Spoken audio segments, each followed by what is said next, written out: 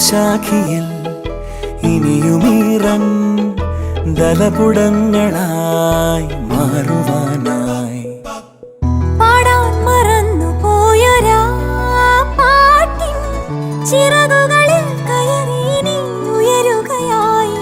മോഹിച്ചും ലാളിച്ചും നീ മണ്ണിൻ പൂമഞ്ചത്തിൽ ആവോളം പൂങ്കാറ്റെ ചാടി ഉറങ്ങും.